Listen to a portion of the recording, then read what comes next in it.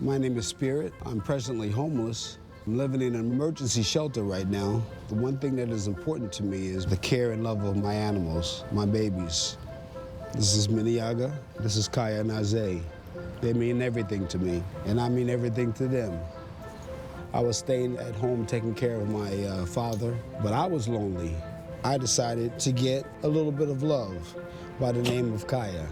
My father loved her at first, but as she became larger, she would always knock him down because she would always want to be hugged and jump on him. So they say, if you don't get the dog out, you need to get out. So that was the time where I said, okay, I'll get out. And I slept in my car that night.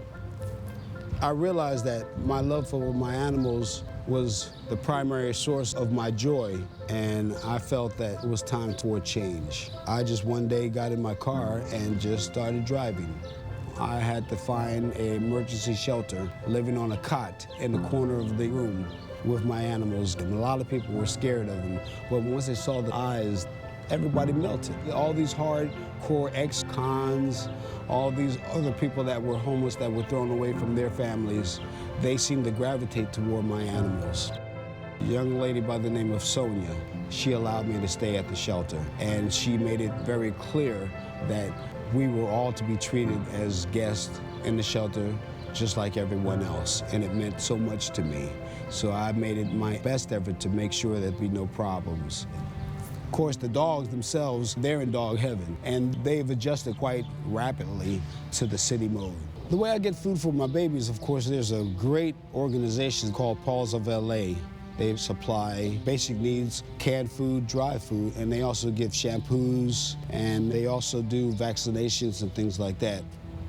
Now, trying to access services for myself was the hardest part because I had to find a place to leave my animals. Once we were able to get in the emergency shelter, then I was able to leave them there in a room that is comfortable. They have a fan, 3 fans actually. Just like Beyonce, she gotta have a fan all in the hair. I feel secure that they'll be okay, and I can go and do what I need to do to necessitate getting to the next level. I'm always with my animals, and I feel like something's wrong if I don't have them with me. They're just like children. They're our babies.